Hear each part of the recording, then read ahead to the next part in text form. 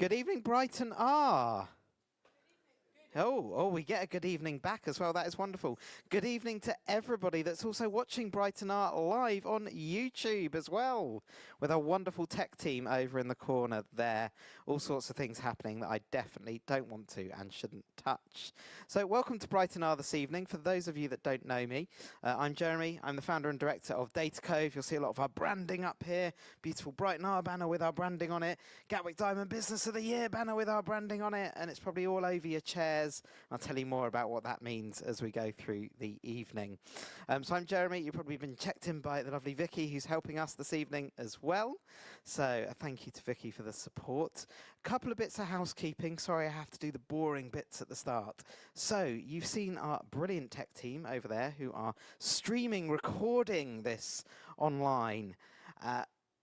If you would not like your face to be in any of the online content afterwards, do come and have a chat with me or with Cam and let us know your favourite R package, and we will put that hex over your face as best as we can, if you don't want it to appear online, if you're asking a question or anything like that. I'm going to do a little talk this evening, unfortunately for all of you. Then Colin is going to give us a talk as well. Colin is a lovely chap. He's a great speaker, and Colin would love to hear your questions, but Colin does not like being heckled, as far as I have heard. So if you have a question for Colin, please wait until the end of the talk. Raise your hand. We shall walk around with a microphone.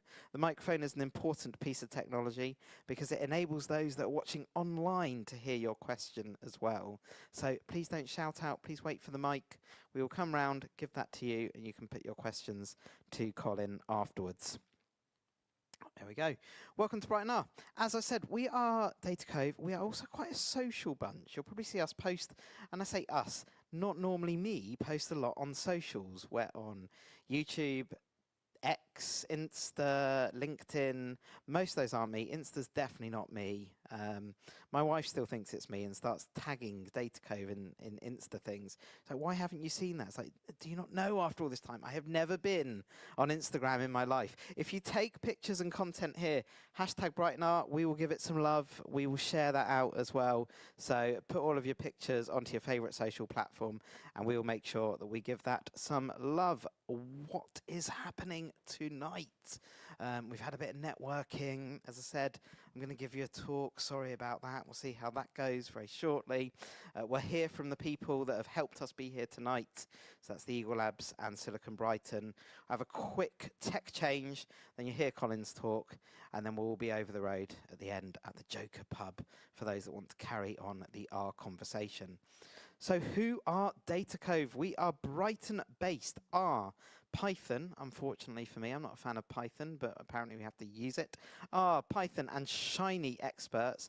We specialize across 3 core areas, but really what we do is solve business challenges. And the reason we pick these 3 core areas is most of those challenges fall into one of them. So there's customer analytics. This helps unearth your most valuable customers. Who are they? Where can you find more of them? Marketing analytics, this brings more leads and sales through your door for less money. Yes, less money. It is possible to spend less money and still bring more people through the door. And then process automation. And put very simply, that's 2 things. Number 1, it's getting you out of spreadsheets. I've been at a business expo all day and oh, data, we've got spreadsheets for that. It's like a dirty word to me. Don't use spreadsheets anymore. It's R and Python. This is how you get out of spreadsheets. But it is also building tools that bring all of the data at your fingertips into one place. So if you have to log into 20 or 30 platforms to make a decision, we can build one platform, you log into it once, you make your decision in 5 minutes, not 5 hours. We also love community. That might scream out from our socials. We do run Brighton R, but we also run this in quite a few other cities, as you can see. So we run Brighton, Bristol, Birmingham, London, Manchester, Portsmouth, and EARL Conference, which I'll come on to in a moment. These are all of our wonderful upcoming events. The next Brighton R is a very special Brighton R because we're running an R and Python. Look, we use R and Python, and we say they should be used together.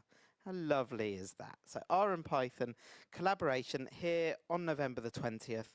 That'll be the next and final Brighton R for 2025. So make sure you're here, R and Py together, talks on both. Those are all of our other communities. We do have upcoming dates in Birmingham and Portsmouth before the end of the year, but they haven't been arranged just yet. As I said at the start, these events wouldn't be possible if it wasn't for the generous support of the wonderful Silicon Brighton, but also the venue that you're sitting in tonight at the Eagle Labs. So I'm going to invite Ro up to take the mic and tell you a little bit more about the Eagle Labs. Thank you very much. Before I start, I just want to say congratulations to Jeremy and all of the team at Datacove for winning this year's Business of the Year award.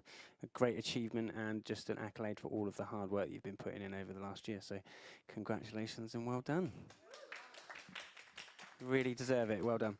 Yeah, and obviously we're here at the Eagle Labs. So for those that don't know Eagle Labs, we are a business incubator and co-working space. So during the day, co-working events like this as well in the evenings. But what differentiates us from the other co-working spaces is that we're a business incubator. So rather than just a place to come and work, we offer businesses the opportunity to grow and scale their businesses. So that's through things like accelerator programs, access to mentoring, access to funding opportunities, and lots of support in between. So anything from launching an idea all the way through to exiting your business, we've got something that probably can support you along that journey. So if you want any more information about that, do speak to me, or there's a banner at the front for those in the room. You can scan it, the QR code on the banner. Online, you can go to Eagle Labs website. And yeah, if you've got any questions, do let me know. But we also love hosting events for the local tech community and also other events. If you've got an idea for an event, also see me about that. Like Jeremy saying, a bit of housekeeping. If they're an event or a fire alarm, which we've not got one planned, we were actually meeting outside the Joker pub, which is really convenient because that's the destination after the meetup. And yeah, for those in the building, toilets downstairs to the right, and please help yourself to drinks. But other than that, please enjoy this evening. And I think I'm passing over to Cameron for Silicon Brighton intro and details. There you go. Thanks, Rowan. Thank you very much. Hey, everyone. My name's Cameron, and I work for Silicon Brighton. We're the hosts of the tech sector in Brighton and Hove across loads of different meetups, conferences, talks, just general get-togethers. And yeah, we're a not-for-profit, so we just look for ways to invest in the community, as Eagle Labs do, and just make sure that everyone's connected as they should be into various different communities. Some of the other groups that we support are listed here. I don't think that is actually at the 40 mark. I think that might be 39, but I'm assured that we do support 40 different groups. These are all groups that you can attend events for free. They are brilliant opportunities for volunteers, which, as you can see to the right, or if you are on the stream, you're currently being streamed to by students, we're really proud about that tonight. We are also supported by lots of companies that value community, so we're massively appreciative of all of our supporters that are all local businesses. If you're on the lookout for a job, these are great people to get in touch with as well. They support community, and if you come from us, you know they are trusted. I think there's one screen. Sweet, we've got some photos in the room. And yeah, just moving on to, oh no, some more photos in the room, that's all right. Sweet. Of me, that's nice. But I'm on the stream later as well. You can go back and check later. And yeah, not only are we supported by fantastic businesses, we've also got some sponsors which continuously look after what we do, which are James Chase, Plus Accounting, More Law, as well as Alirity. We have a link tree here, which gives you access to our Slack channel, as well as all of our community events, which is a fantastic place. Again, I don't want to hammer on just about jobs, but this is about community events as well, and support. If you've got an idea or you feel that you have something to add to the community, there will be a space on the Slack for you. I can see that my next slide is Jeremy, so it might be that time. But thank you very much for having me up to chat.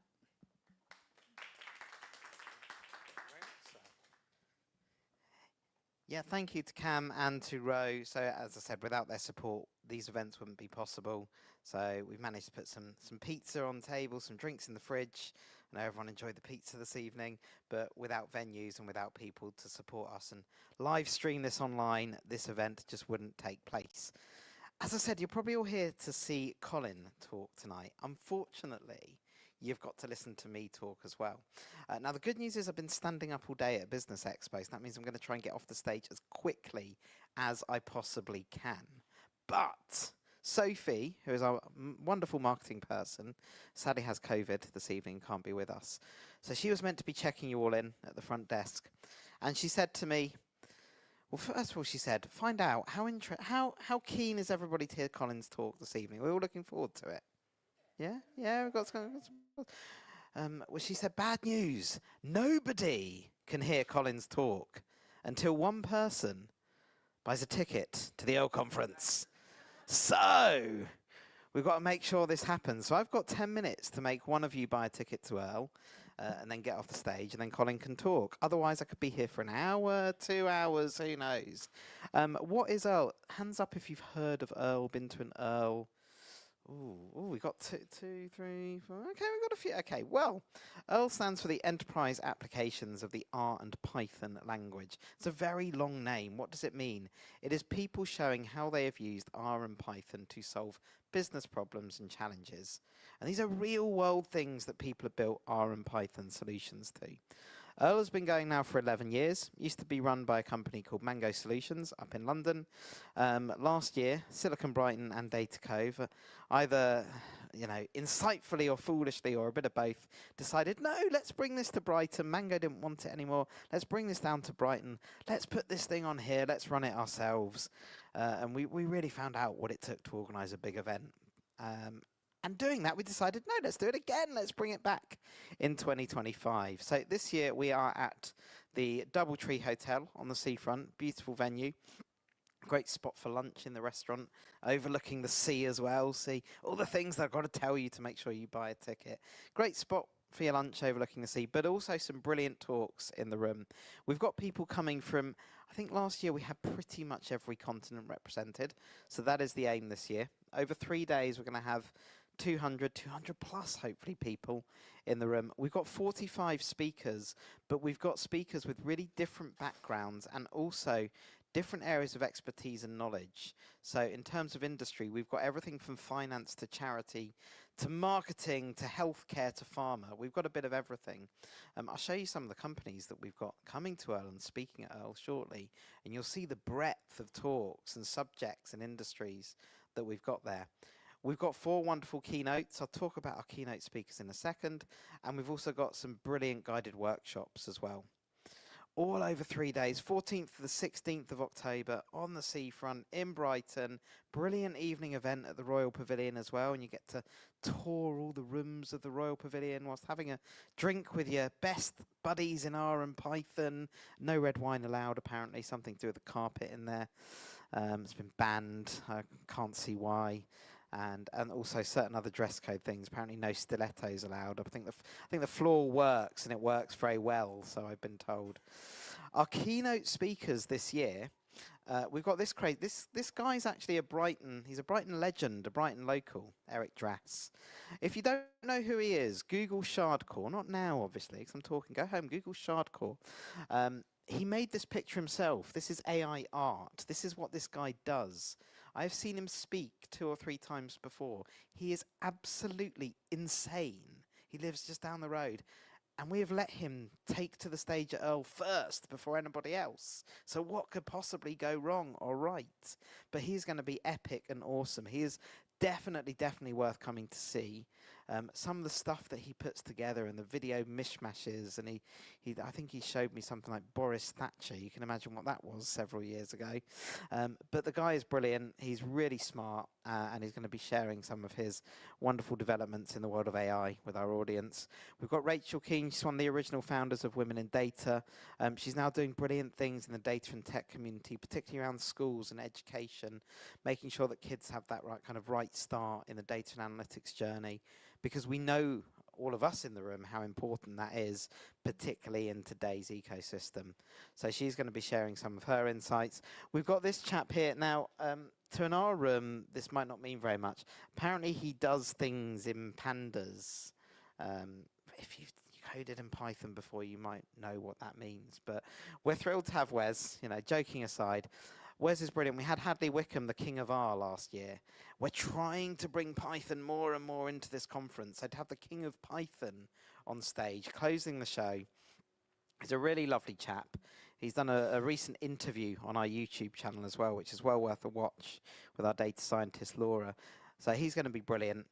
All three people together are definitely worth the ticket. But we've got an expert panel as well. So EARL is for the data scientist, but also the data-driven decision maker alike. We'll have people in the room that are either real consumers of data, building solutions day in, day out, but we will also have the decision makers that want to go back and empower their teams to be able to use R and Python more effectively.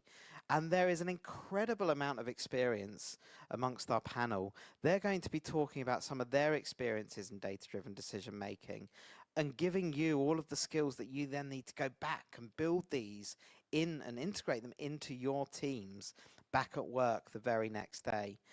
Between them, I think there's something like 70 or 80 years experience. They are incredible professionals. They'll be on the second day of EARL, straight after a few whirlwind lightning talks, but they will really open that day and give you a purpose for the rest of that second day at EARL. We've also got 4 expert guided workshops, so we're thrilled to have, I would say, probably 4 of my most respected people within the industry guiding these workshops. We've got a couple of people from Jumping Rivers. Jumping Rivers are literally, I say, we're our Python and Shiny experts. They're also experts in our Python and Shiny. You've got 2 of their wonderful data scientists leading workshops for us at EARL. We've got Nick, who's been doing this for God knows how many years. She's an expert in R, but also AI and deploying AI applications within R. This workshop is very close to being sold out. So if you do want to come, and it's 3 weeks to go, but this workshop will sell out. The others may, but this one definitely will. And this one also might. So this is Lincoln. You might have met Lincoln at a local tech event in Brighton. He's running a workshop on Bayesian stats. Again, another one closer to selling out. So definitely, you can see front and center of screen. If you do want to come, I definitely make sure you book your ticket over the next week to avoid disappointment. What will you hear at EARL? You'll hear lots of R, lots of Python. As an R man, I'm very delighted to see we've got 1 R here. There's another R, there's 2 R's on here, and they're quite big. There's 2 Pythons, but there's 1 Python. And look, the second Python, somewhere up here, is tiny. You can barely see it. There's one, oh, there we go. There we go. Can't even reach that high, I'm very short. There's more R than Python, obviously, but it is all about creating analytical solutions, as you can see. So you'll see what people have built, you'll see how people have got to that solution, and you will leave with something to take away, take back the next morning and say, this is how we can do things differently. And you'll learn from some of the industry leaders. These are the companies that are speaking at EARL. So you can see we've got industry leaders such as Pfizer, we've got Sky, Auto Trader. We've got people that have been doing this for years and years and years and really know what they're talking about. But the breadth of industries, we've got charities, we've got pharma, we've got marketing and media, we've got education. There is something in there for everybody, and it really shows how R and Python are there for everybody to be users and consumers of, and it's not just a one industry wonder. Now, we've said the R community itself is, it's a very close-knit community. We all like to bond over EARL, over a drink or over a bit of food and a bit of lunch. But we also all like to wear the same T-shirts as well. So we've set up a merch stall. You know the print lord in Brighton, he's been helping us with all of this. So we've set up a merch stall. You can get water bottles, caps, you can get fleeces, hoodies, and T-shirts. We've got a few limited edition T-shirt designs for this year. Giving these to a print expert that knows nothing about R or Pi, these 2 were very confusing. He tried to come up with his own jokes as well. They were also very confusing for me because they, whilst I kind of got where he was coming from, not quite at the level of R and Pi. But you can go on, there's a QR code there if you want a limited edition R Python EARL T-shirt to wear. If you see me before, you know I love a T-shirt. So do go on and get your T-shirts. I've mentioned the Doubletree. Brilliant place to hold a conference, really wonderful space at the back. We've got a great coffee area with a few exhibitor stands for you to come and chat to. You'll be able to meet our charity partners as well, who are doing great things in the world of community in Brighton. So that's Datacove. But it's just a really great venue to spend 3 days listening, networking, but also having some wonderful and delicious food, as we know we're going to get at the Metropole. And then for even more opulence, in the evening, we are going to be here without the red wine. You can now see why we're not allowed red wine on that carpet. But it's going to be wonderful. You get a tour of the pavilion. You'll get some delicious, dare I say, Greek food. There we go, Nostos. If you know Nostos, just up the road in Hove. Wonderful restaurant, and also really great supporters of EARL as well. Have really helped us just spread that word and spread the message amongst the community. So great Greek food in a wonderful opulent palace with all the drinks you want apart from red wine, and the chance to network with people like Wes McKinney and other people that are working day in, day out in R and Python. It is going to be awesome. And because you're all in the room, we will give you a discount this evening. So if you click that in at the checkout online, you can come to EARL for even less money than the tickets. Now, obviously, I'm standing here saying, come to EARL, please, please, please come to EARL. I might be a bit biased because I organise it, but these are the words of legends, I think is the way to put them. Mike Smith is a legend. He is the only man in the entire R community that has ever managed to out-t-shirt me. And we've got a little battle going on this year. It's like, I've ordered mine. Have you ordered yours yet? So God knows. But Mike is an absolute legend of EARL. He's been at Pfizer for a long time. He really does know his stuff as well. He's going to be speaking at EARL this year. But also, I'd say Stephen, Nick, and Andres, people that I've known for a long time, people that I really respect in the data and analytics world. And this is what all of them have to say about EARL. So it's not just me standing here saying, yes, come to my conference, please, please, please come, because I can do that. These are the words of people that I respect within the R and Python industry, and people that love and are advocates of EARL.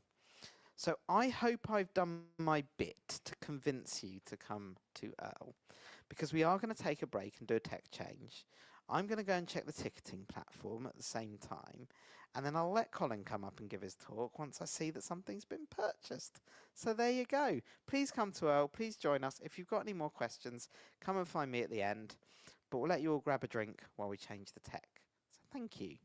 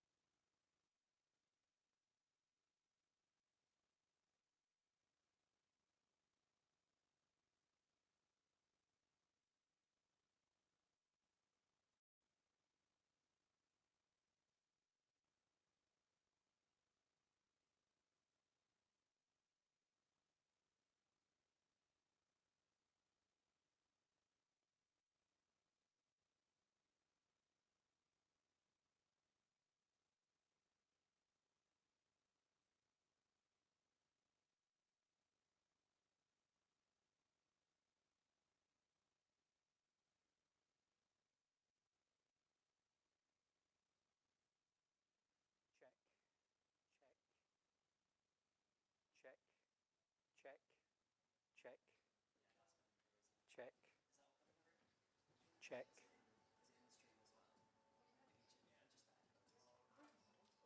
Check. Check.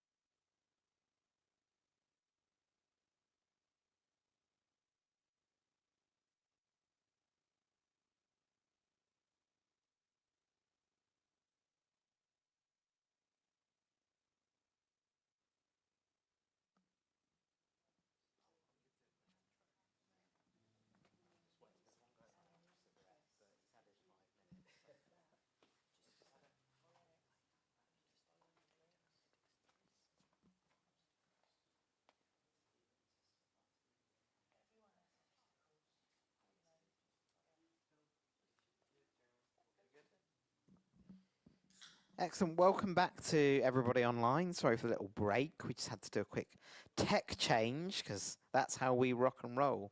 You've heard me speak, so that was the boring, dull bit over. Now you want to see some R in action. So I'm going to introduce Colin.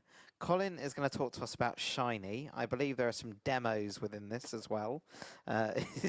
Colin's face is sort of saying, will the demo work, won't it work? It's always a risky thing to try. So let's all have a big hand for Colin and have a look at some of his Shiny stuff.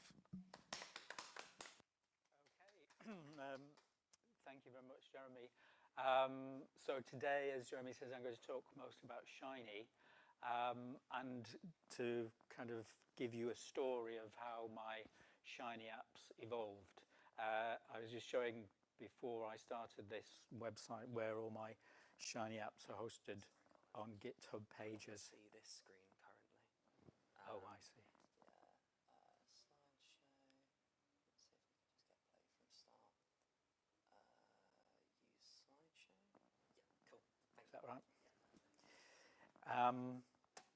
Yeah, so that's the page that you're seeing. So I'll give you a brief outline of what I'd like to talk about. So I'll give you a bit of background on biologicals and biological drugs and diagnostics and hemostasis, which is the area I worked in. This will be very short and I hope simple. And then what we're measuring and why we're measuring it and what the Shiny apps actually do. Then I shall show you my first Shiny app that I launched onto the world and then how that's moved on to something a bit more sophisticated. And then what I did after that in the Shiny world, modules became very popular, so I tried to make an app with modules. And then the next year I went with shinylive. So shinylive is a framework using WebR that enables you to run a serverless Shiny app, so everything is downloaded to your browser, which has a number of advantages. I'll talk a little bit about how to share your Shiny apps, and then I'll be very brave and I'm going to show you some of my code and how that changed over the years. There's a little bit of, well, there's a lot of imposter syndrome here. I'm a simple biochemist, so I think it's very brave to show your code. So biologicals, I worked with biological drugs, and these are drugs that are very complicated. They're not chemicals, you can't weigh them out. You don't take 500 milligrams of a biological drug, it's dosed by activity. So it's very important to be able to measure the activity. And biological drugs, the ones that I used came in lots of shapes and sizes from lots of different places. I'm going to talk about enzymes like plasmin and thrombin, and then other enzymes that dissolve blood clots. In this area, you get drugs from soldiers' urine, you get drugs from cell culture, from vampire bats, from snakes, from leeches. Alpha-1 antitrypsin was an interesting one. This is Dolly the sheep. Dolly the sheep was made so that you could get alpha-1 antitrypsin, human alpha-1 antitrypsin from its milk. If you've ever been in hospital for a hip replacement or anything like that, it's likely you've had heparin, which is the scrapings of pig intestines. And there's an inhibitor that comes from cow's lungs called aprotinib. And all these drugs, or in some cases these diagnostics, are to do with blood clotting and the lysis of blood clots. And I was working at a place called the National Institute for Biological Standards, which was part of the Medicines and Healthcare Regulatory Authority, the drug regulator. And we used to make lots of standards for WHO. And these are a list of some of the standards that I was involved with. These, again, were to do with blood.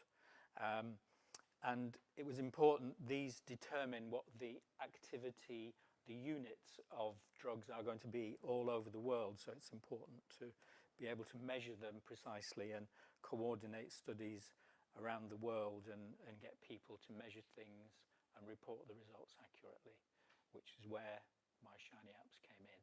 And in particular today, I'm going to a lot of the talk will be about plasmin and thrombin, two enzymes that work on blood clots. So bleeding is a balance, or hemostasis, which is to keep your blood moving, is a balance between clotting and bleeding. And if you have too much clotting, you have thrombophilia. If you have too much bleeding, you have haemophilia. And the enzymes underlying this are thrombin and plasmin. Thrombin, which clots blood, and plasmin, which digests clots. And this is important, for instance, in stroke. So if you have a ischemic stroke, it means you've got an unwanted blood clot somewhere in your brain, which you really need to get rid of.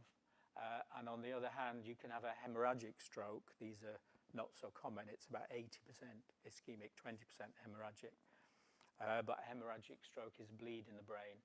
And both these result in parts of your brain dying, which is obviously very bad. So the tools of our trade was really the 96 well microtiter plate. And this is important for the kind of data that we get to handle. So we have 96 wells, and we monitor often up to 96 reactions. And usually you're looking for some kind of color change, not in my case blue, but yellow, or clots that go cloudy when you get clotting, and they go clear when the clots dissolve. We rarely use whole blood. There are some methods that use whole blood, but the red blood cells are actually rather difficult to deal with. So we tend to use plasma, which is blood with all the cells taken out. And this is the kind of data format that comes out of the equipment that measures the clotting and the lysis. So we end up with a big spreadsheet, essentially, of one column of time and up to 96 columns of data. And the expanse of this, you can see 96 columns plus the time. And we do a reading every 20 or 30 seconds. This would be quite common. And this can go on for 5 hours. We probably wouldn't go much longer over 5 hours because things dry out. But you can end up with, say, about 900 rows. So that's the kind of size of the data. It's not huge data, it's not big data, but it's significant. And this is ideally what we might like to see from a microtiter plate. So here we've got 96 reactions. You've got, see in each curve, you've got a phase of clotting, and then it levels off, and then you've got a phase where the clot dissolves and the absorbance changes. And so we want to be able to analyze this data. So a very common way of analyzing this data is to look, if you're interested in clot lysis, is the time to 50% lysis. And that's a figure that's often used in experiments when you're reporting how quickly a drug performs lysis of a clot, or an inhibitor prevents lysis, or something like that. So this was my first app. So I started using R in about 2011, and I did a module of a course on maths at Manchester University online, and they started using R, and I thought, oh, this is great. I can use this to help me analyze my data. And after that, I tried to share scripts that I'd written in R with other people who were doing the same kind of thing. I knew in labs around the world, but it didn't really get much take up because people didn't want to download R. They didn't really feel comfortable running scripts. And then maybe 2014, I learned about Shiny, and I thought, that's it, that's perfect, that's what I need. So this was one of my first apps, and you can see there's a way of loading data, there's a way of manipulating the way the data looks on your screen, and then you can select what's shown in the table. So in this case, the time to 50% lysis, and the line shows you where that is. So I got some nice feedback on this, which is not too surprising, because when I was asking around how people actually measured their clot lysis experiments, I would get answers like, oh, well, someone wrote a script in Excel several years ago, they've left, but we still use it, we don't know how it works. Or the worst answer I think I got was, oh, we print them out, we cut them out, and we weigh them. So that's kind of the bad way of analysing data. And then I'll say something a bit later about the way data is loaded by the user and something about the things that you can measure. There are, in fact, a number of things that you can measure from these curves. This has changed over the years, what I kind of suggest that people can use. But I'll say something more about how those things are calculated. So that was the first app, and then this is more recent. So it's changed a little bit. It's a nicer design, and this is the one with, as I say, has the bells and whistles. So now I think this is time where we try a demo, see if this works. So I'll run this app.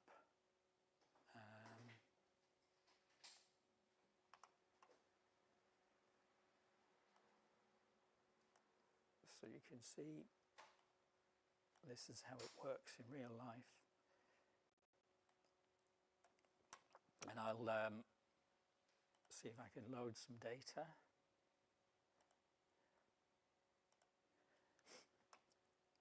This one's a whole plate, so 8 rows.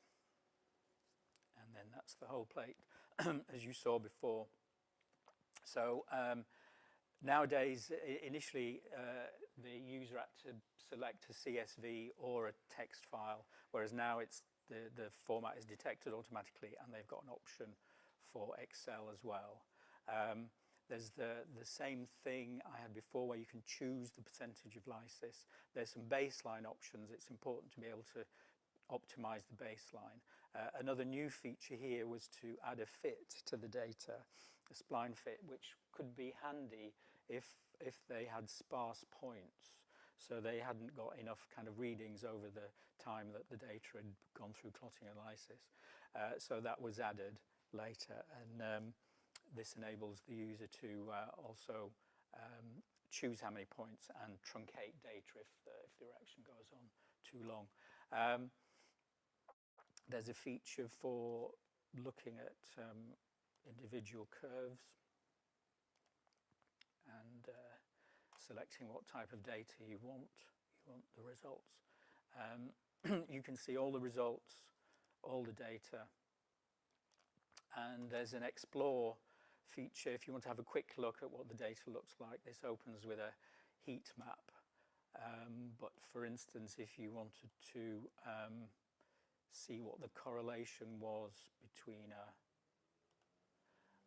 area under the curve and a time to lysis, you can do a scatter plot, and this is done with Plotly, so you can see what the points are and if you've got any outliers where the problem is.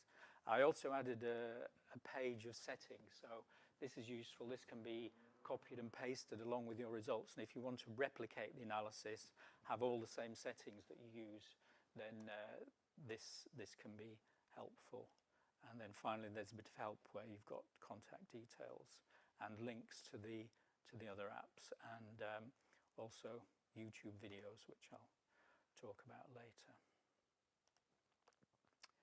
So back to the presentation. So I've done those. So I was going to mention also this conference, this oh, we've done it wrong again. That's all right. There you go. Okay. So yeah, there's a Shiny conference which is online. It's organised by Epsilon. It usually happens in April, and I find this very useful. It goes over about 2 or 3 days. There are workshops and there are talks and lightning talks and plenary talks, and you get people who are very, very knowledgeable about Shiny. And this is where I got some of my ideas and how to do modules and how to do shinylive and that kind of thing. So this is a useful resource, I think. I mentioned modules earlier. Modules are a big thing. People want you to modularize your apps. So this basically means a module is really a kind of miniature app in its own right. So here I've put up an example of a module that deals with the plotting in another app that I've got. So the things that you can see is you've got a UI function and a server function, and then the thing you have to do with modules is to add this NS function, which is a wrapper for various inputs and outputs. And then in this case, I also use cards. So I'll demonstrate this in a moment. And finally, what this module does is call another function which lives outside the app, which deals with the plotting. So this was the next app. So this was, in this case, I'm showing a simplified clot lysis app. So it's similar to the last one, but I use modules, and it's a little bit simpler. So time for another demonstration.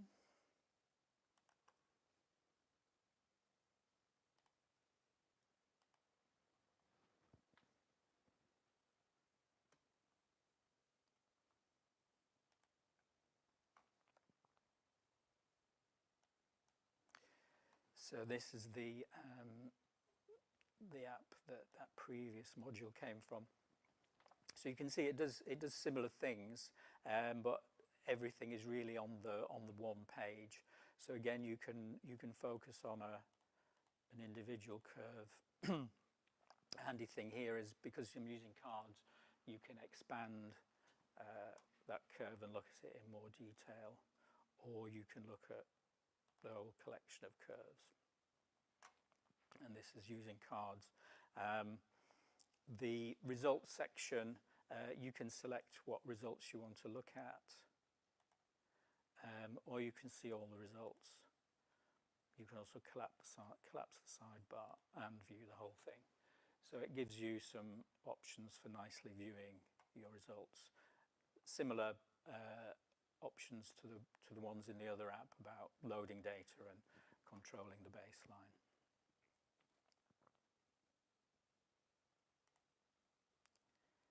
So go back to the talk. Do we need to change the settings? Okay. So the next development that I tried after attending the conference was the shinylive.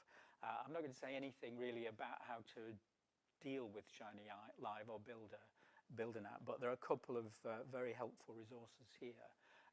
George Stagg from Posit is very involved in the whole WebR shinylive project, and I would recommend, there's a talk on YouTube about reproducible data science with WebR and shinylive. And he also talks about how shinylive, as well as being serverless, and that offers some advantages, it's important for reproducible data science, which I hadn't really realized until I watched this talk.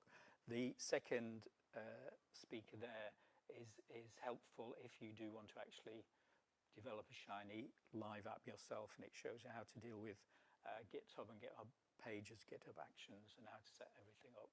It's very helpful. This was my example of a shinylive app. It does a similar thing to the other apps.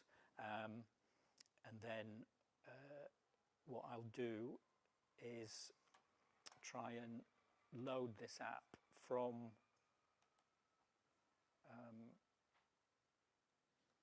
my site. So this is going to load into my computer, so I can run it without a server. So everything that the app needs, all the packages, all the data, everything is loaded. So that was very quick. And one of the reasons I wanted to try this was I realized that if you have a very complicated, sophisticated app with lots of packages, it's going to take a long time to download. So in this case, I tried to simplify my code. I got rid of packages, did everything in base R as far as I could. So when this loads, this is running in the browser. Everything is in the browser. And it loads with the data. And there's some options here for removing data. This is designed really for a different type of assay where you're prone to get kind of bad results, and you can remove wells if you want to. But if not, you just go ahead and analyze, and there you get the results. So that gives you all the times 50% lysis. Okay, so I think that's the end of the demonstrations.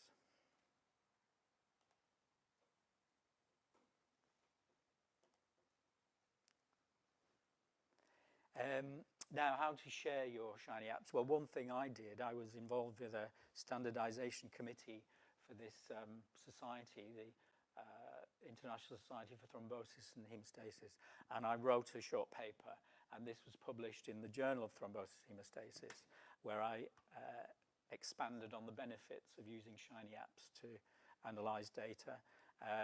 And then in this edition of the journal, it also gained an editorial, and people pointed out, the editors pointed out that, you know, this is good, this is a response to what's called the reproducibility crisis, where we know in biology and chemistry, psychology, all kinds of sciences, there's a problem with results not being repeatable, methods not being repeatable, results not being obtained when methods are repeated.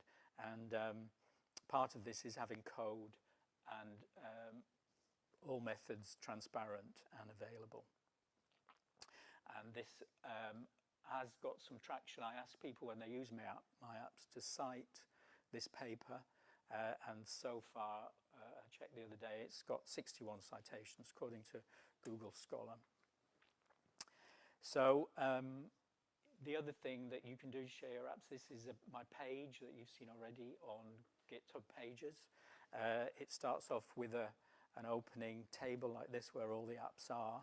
And just for a bit of variety, here's a listing for the thrombin generation app.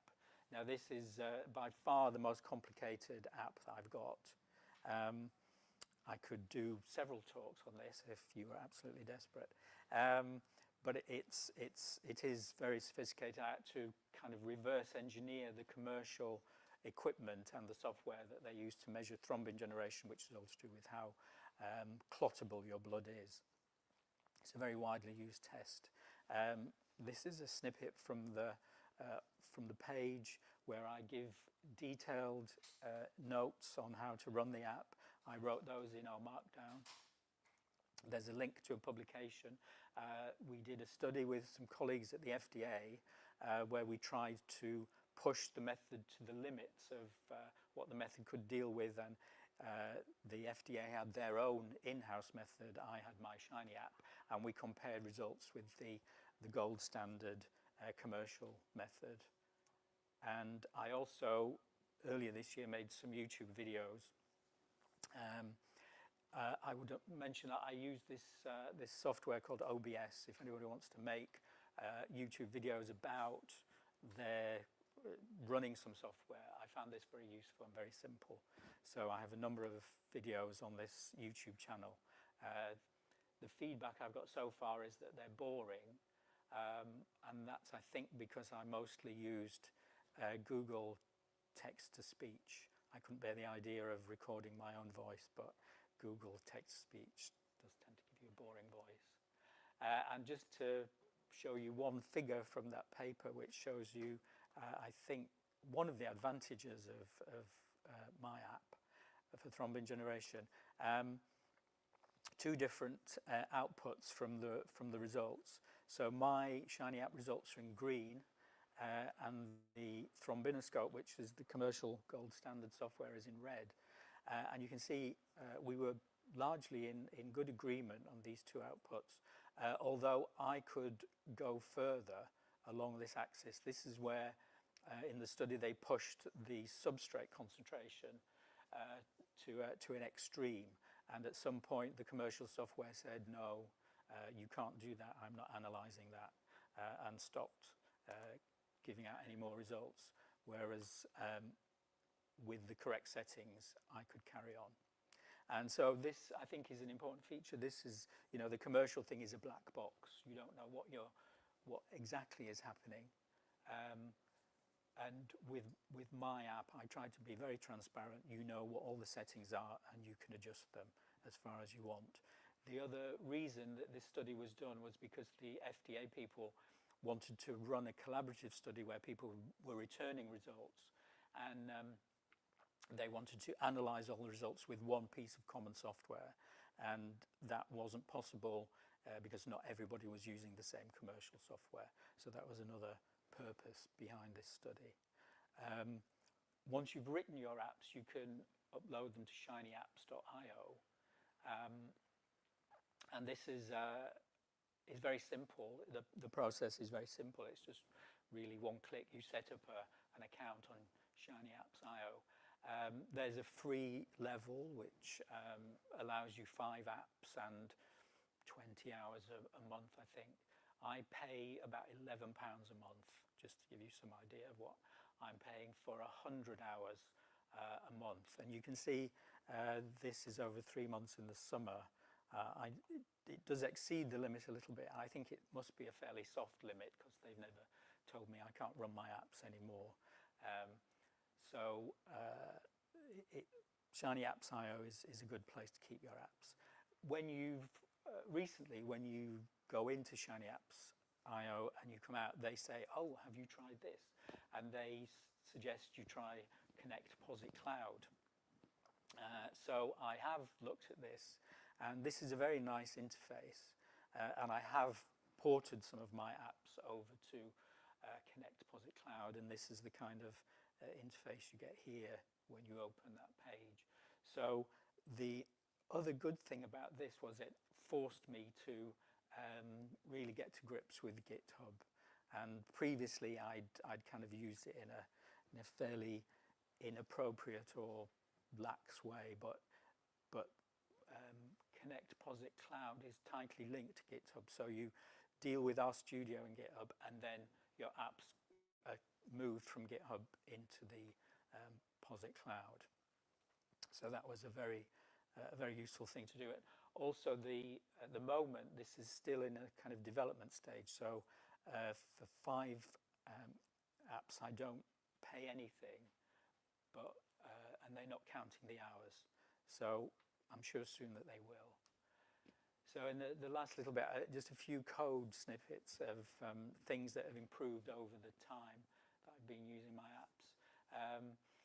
I mentioned that originally you had to specify whether you wanted to upload a text file or a CSV, and then I've added the option to use an Excel file.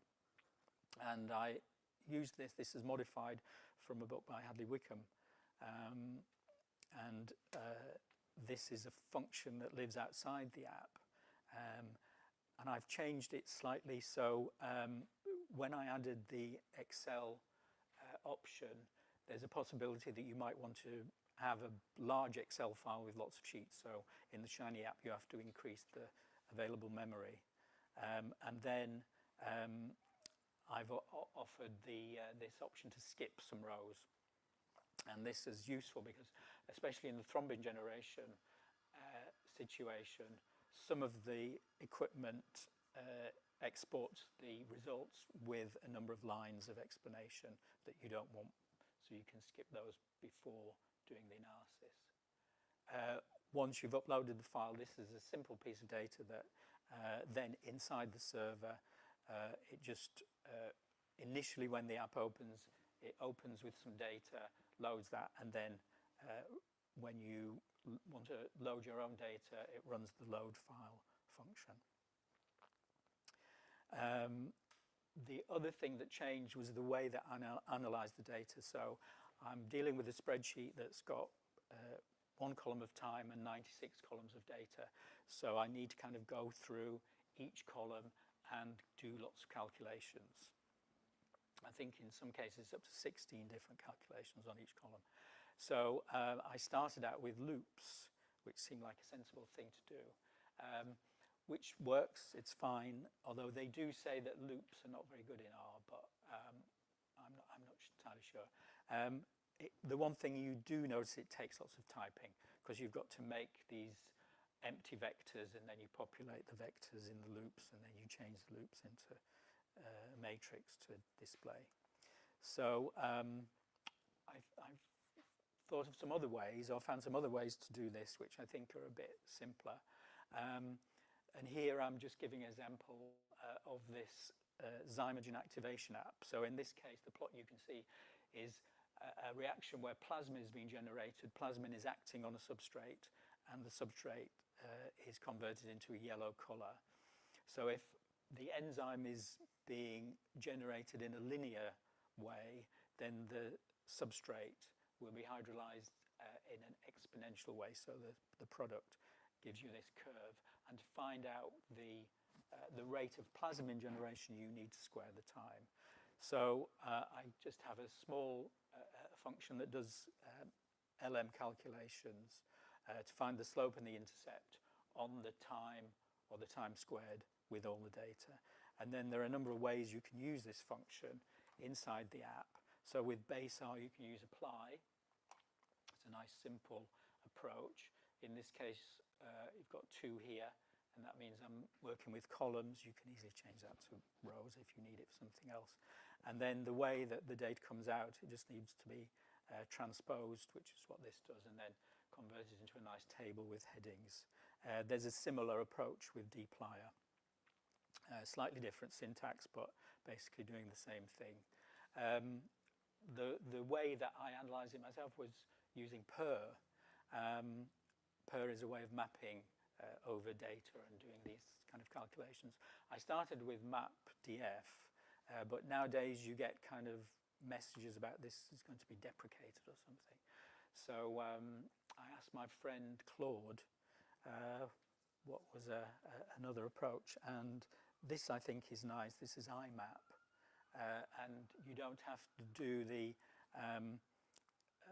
do an extra step for wells as you had with the previous one, because you get you're mapping over 2 things with IMAP. If you don't use IMAP and use MAP or mapdf, you have to generate your well column by an extra line. And in all cases, this is the same result you get, which is a table of all the wells with these 4 results. So I'm just going to give you one final example of why we need to measure these things. This is work that I did a few years ago. The drug on the left is what you get if you go into hospital and have a stroke. So that's your clot buster. Although these days I think it's actually been changed for a thing called tenecteplase rather than alteplase, but it's a very similar thing. On the right, this is a collection of streptokinases from around the world. Mostly India, some from South America, one from Cuba. And we acquired these by various means and then tested them, the streptokinases, to see whether they conformed to what was on the label. And here we've got a graph, a bar chart. Each pair is 2 different assays. One is the last assay I was talking about, which was the color, the Zymogen activation, and the open bar is the clot lysis, which I talked about earlier. So all the methods agree. You get good agreement between methods, but you can see there's a big variation in the percentage of the label potency. So most of these things were kind of 50% or below. A lot of these things were from India, where the problems came from. And in fact, these 3 here, 12, 13, 14, I think were all from the same company, different batches in India. And number 12 is decidedly homeopathic because it's got no active ingredient in it and no activity. So that's a bit alarming. So the last thing I wanted to say is just a sort of a little community note. I came across this organisation a short time ago called Rainbow R. It's an organisation for LGBTQ plus R coders. And if anyone's interested in that, that's their website. So that's all I have to say. Thank you.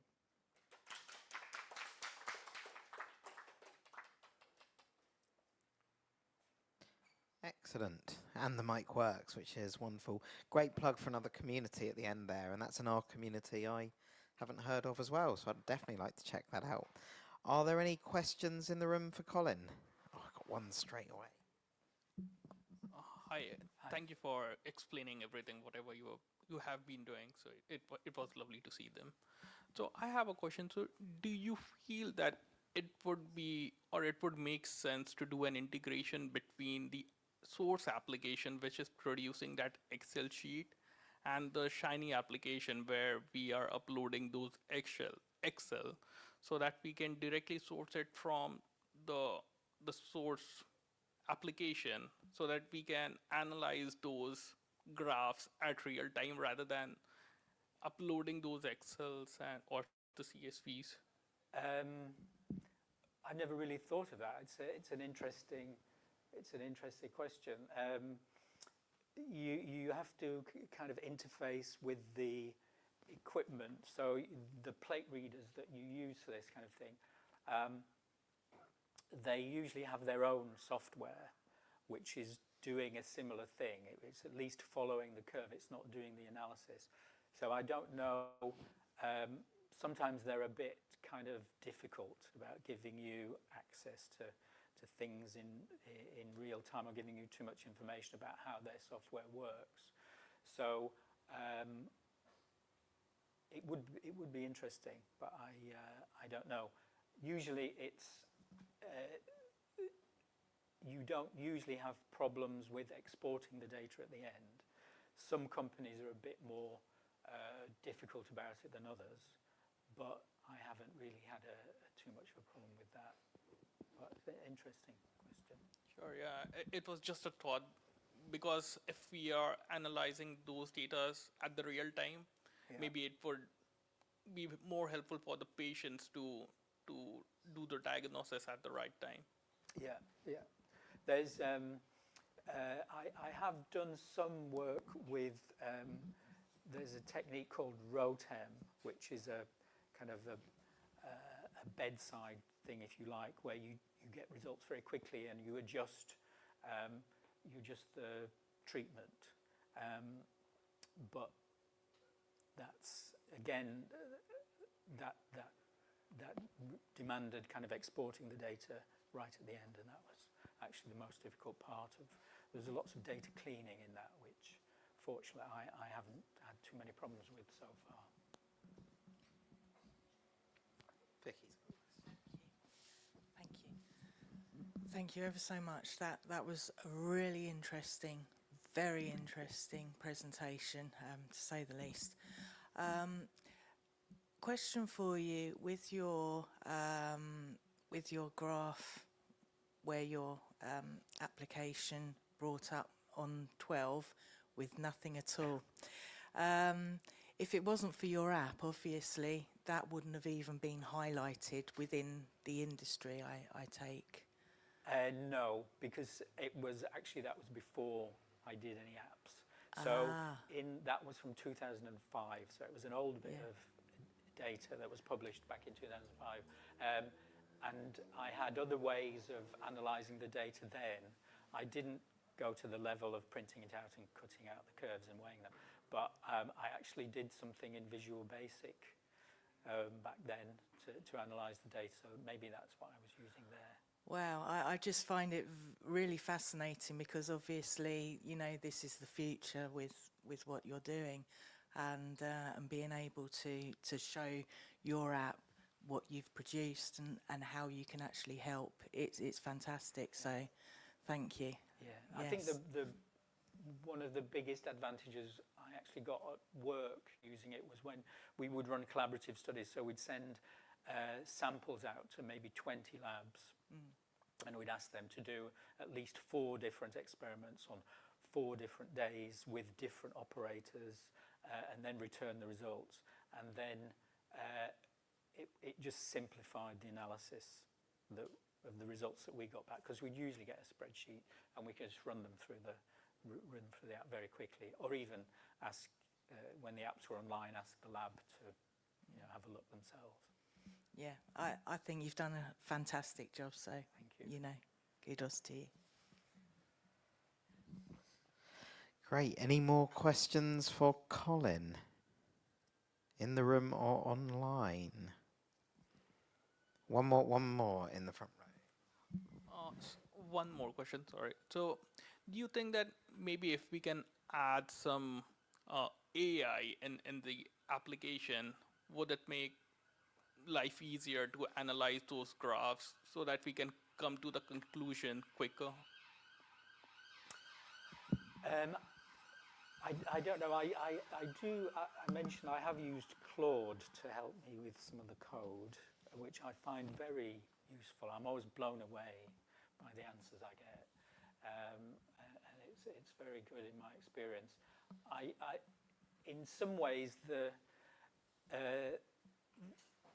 what I'm asking the app to do is very simple.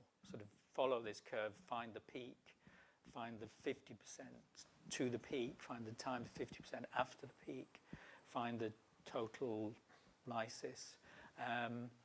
The most difficult one was the thrombin generation app, which I didn't really go into, but there were a lot more steps, and maybe AI could have helped there, but I basically had to kind of go and look in the literature and find out what I thought the commercial software was doing and then kind of replicate it, which I've mostly managed, I think. Thank you. Great. Yeah, well, I have one final question, then we'll let Colin sit down. Yeah. Otherwise, how long did it actually take you to produce that application from start to finish? Sorry, I know it's a bit. Well,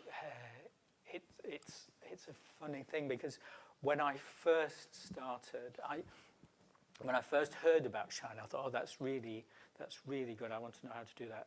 I went to a one-day course run by Mango, which we mentioned earlier, and that got me started. And then it took me probably a couple of weeks before I had something that was working, and then I got that online. The other things that I really, the modules thing took me a long time. I struggled with that. It's when you see the examples, they always do like the simple online things like empty cars or NY flights, you know, these data sets that you've seen a million times. And it looks quite simple then, but when you're dealing with data that you're passing around and doing various things, that I found it really difficult. So that took me a bit longer to really sort that out. Thank you.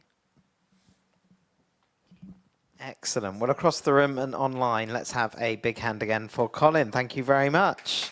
Thank you. I shall let Colin take his tech with him. For all of our wonderful people online, we will be ending the stream now, so thank you very much for joining us. For those of you in the room, there will just be a very quick break in the tech, and we will just have a few closing announcements. I won't keep you for longer than a few minutes. I know people are keen to get to the pub, but Colin will take his technology away, and swiftly we will plug another laptop in, and I shall just give you a few closing remarks. Should I just unplug this or?